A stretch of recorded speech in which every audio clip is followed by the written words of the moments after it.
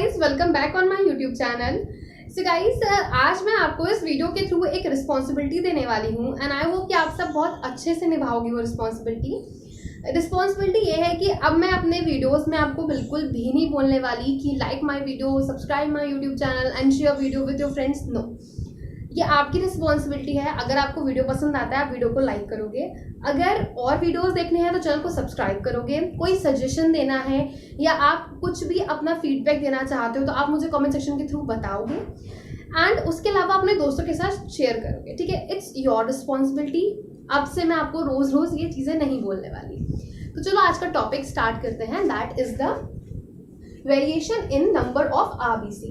ठीक है, अब आप सबके लिए ये बहुत ही बेसिक सा टॉपिक है और 2 मिनट रुको, मैं फैन ऑफ करती हूँ।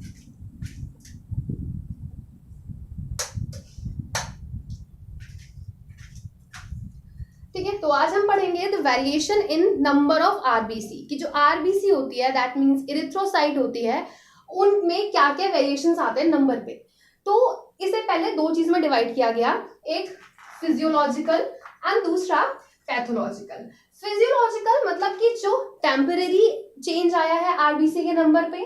फिजियोलॉजिकल का मतलब ही होता है कि अपनी बॉडी, हमारी जो बॉडी है वो खुद से कॉप अप कर लेगी, वो फिजियोलॉजिकल होता है कि नॉर्मल ऐसा है। पैथोलॉजिकल तब आता है जब किसी कॉज की वजह से वो चीजें हो रही हो। ठीक है, तो उसको हम बोलते हैं पैथोलॉजिकल। नाउ फिजियोलॉजिकल में भी अब इसको 2 पार्ट में हम डिवाइड करेंगे। जब आरबीसी का काउंट इंक्रीज होता है तब उसको हम बोलते हैं पॉलीसाइथीमिया। ठीक है, पॉली मतलब ज्यादा बढ़ना, साइथीमिया। ठीक है, सेकेंड आता है अगर डिक्रीज हो रहा है तो उसको हम बोलते हैं एनीमिया। तो ये चीजें ना फिजियोलॉजिकल भी होती हैं और पैथोलॉजिकल भी होती हैं। अगर हम पैथोलॉजिकल बात करें तो अगर इंक्रीज हो रहा है नंबर आरबीसी का तो उसको हम बोलेंगे पॉलीसाइथीमिया वेरा या फिर इसको हम बोलेंगे इरिथमिया। अगर डिक्रीज हो रहा है तो उसको हम बोलेंगे एनीमिया। आपने एनीमिया के बारे में तो बहुत ही सुना होगा, है ना, और बहुत सारे लोगों को होगा भी एनीमिया। तो अपनी केयर करो, अच्छे अच्छे से फ्रूट्स वगैरह खाओ, चने ज्यादा खाओ। ठीक है, पक्का हीमोग्लोबिन बढ़ जाएगा। ठीक है, तो चलो बात करते हैं हम पहले पॉलीसाइथीमिया के बारे में कि मतलब हमारी जो आरबीसी का काउंट होता है वो फिजियोलॉजिकल कब कब बढ़ता है, क्योंकि हम पढ़ रहे हैं अभी फिजियोलॉजी। पैथोलॉजी जब पढ़ेंगे तब मैं पॉलीसाइथीमिया वेरा और एनीमिया पूरा कवर करवाऊंगी। एनीमिया पैथोलॉजी का अपना एक अलग बहुत बड़ा टॉपिक है। ठीक है, सो हम बात कर रहे हैं फिजियोलॉजिकल के बारे में। तो एज की सबसे पहले बात आती है एज की। तो जो बच्चे छोटे होते हैं, जो इन्फेंट्स होते हैं, जो बच्चे तुरंत पैदा हुए होते हैं, उनमें आरबीसी काउंट ज्यादा होता है। क्यों?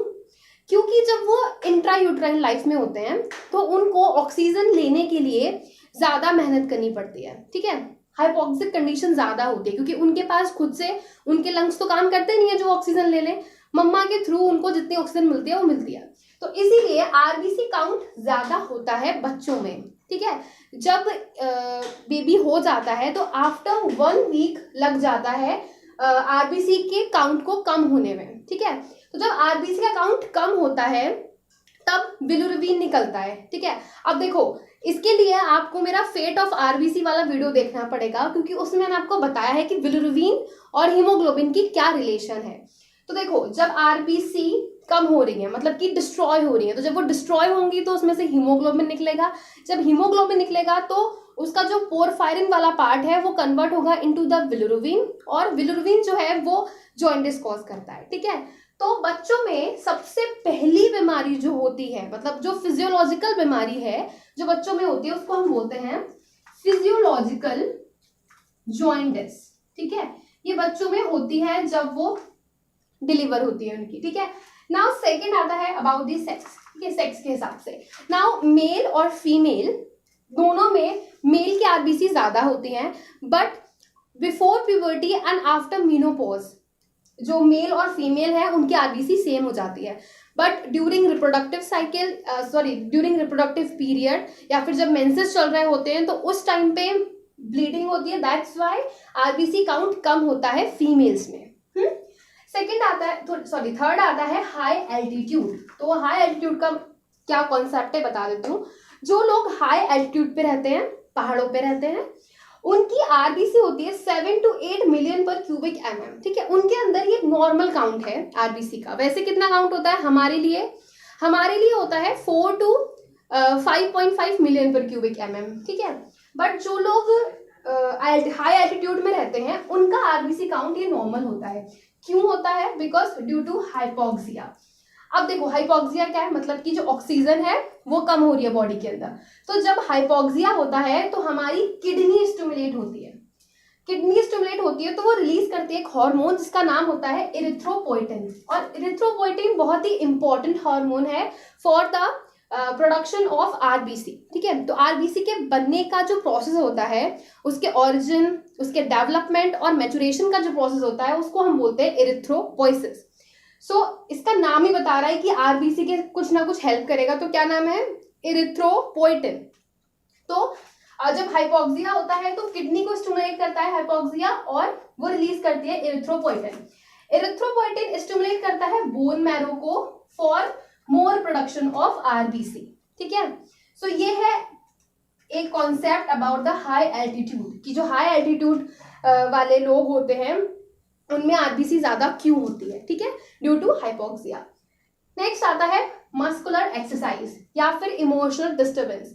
सो जब आप मस्कुलर एक्सरसाइज करते हो तब भी आपका आरबीसी का काउंट इंक्रीज हो जाता है, ठीक है। क्या है इसका कॉन्सेप्ट भी बताती हूँ। जब आप मस्कुलर एक्सरसाइज करते हो तब आपका, चलो एक चीज यहाँ पे समझते हैं पहले, कि हमारी जो स्प्लिन होती है ना वो आरबीसी को स्टोर करके रखती है। ये चीज अभी याद रखो कि हमारी स्प्लिन आरबीसी को स्टोर करके रखती है। जब हम मस्कुलर एक्सरसाइज करते हैं या फिर हम इमोशनली जब डिस्टर्ब होते हैं, बहुत गुस्से में होते हैं, कुछ भी इमोशनली प्रॉब्लम होती है, तब क्या होता है कि हाइपोक्सिया कंडीशन आती है। क्योंकि हमने मस्कुलर एक्सरसाइज की तो बॉडी में ऑक्सीजन कम हुई उस टाइम पर, सो हाइपोक्सिया कंडीशन आई, जिसने हाइपोक्सिया ने इंक्रीज की sympathetic activity. Hypoxia increase the sympathetic activity. तो जब सिंपैथेटिक एक्टिविटी इंक्रीज हुई तो एड्रीनल मेड्यूला ने रिलीज किया एड्रेनालिन। आपने पढ़ा होगा एड्रीनल मेड्यूला के बारे में। तो एड्रीनल मेड्यूला ने रिलीज किया एड्रेनालिन, जिसकी वजह से हमारा जो स्प्लिन है वो कॉन्ट्रैक्ट हुआ। क्योंकि क्या हुई? सिंपैथेटिक एक्टिविटी हो रही है, कॉन्ट्रैक्शन हुआ स्प्लिन में, तो उसने ज्यादा आरबीसी को बाहर रिलीज कर दिया, ठीक है। सबको समझ में आया? आरबीसी स्टोर कहाँ होती है? स्प्लीन में होती है। जब हाइपोक्सिया हुआ तो सिंपैथेटिक एक्टिविटी इंक्रीज हुई, ठीक है। सो एड्रेनल मेड्यूला ने एड्रेनालिन को सिक्रीट किया और स्प्लिन कॉन्ट्रैक्ट हुआ, तो खूब सारी आरबीसी बाहर निकल आई, ठीक है। इसीलिए जब मस्कुलर एक्सरसाइज करते हैं तब आरबीसी काउंट जो है वो इंक्रीज हो जाता है। नेक्स्ट आता है after meals. So after meals क्यों बढ़ जाती है आरबीसी? इसका मतलब है कि जब हम खाना खाते हैं तब हमारी जो पूरी बॉडी है वो काम करने पे लग जाती है। मतलब कि उसको एनर्जी लानी है हमारी बॉडी में, उसको डाइजेशन करना है अच्छे से हमारे फूड का, तो इसके लिए ज़्यादा मेटाबॉलिक एक्टिविटी होने लगती है हमारी बॉडी के अंदर। इसीलिए after meals RBC count increase हो जाता है, ठीक है। नाउ हम बात करेंगे next about the decrease RBC count, कि जब आरबीसी काउंट डिक्रीज होता है फिजियोलॉजिकल तब क्या क्या पॉइंट्स होते हैं, ठीक। पहला है हाई बैरोमेट्रिक प्रेशर, जैसा कि इन डीप सी। तो यहाँ पर आप देखो हाई एल्टीट्यूड में क्या हुआ? आरबीसी काउंट इंक्रीज हो गया क्योंकि उसको ज्यादा ऑक्सीजन चाहिए थी। आप लोगों को पता है ना कि हम जो भी ऑक्सीजन लेते हैं वो हमारे आरबीसी के पास जो हीमोग्लोबिन होता है उसके साथ कंबाइंड होके फिर एल्वुलाई में पहुंचती है, फिर टिश्यूज में पहुंचती है, ठीक है। तो हाँ, मैं क्या बात कर रही थी आपसे, इसकी हाई बैरोमेट्रिक प्रेशर। अगर डीप सी में जाएंगे तो वहां पर ऑक्सीजन टेंशन जो है वो इंक्रीज हो जाती है, ठीक है। अगर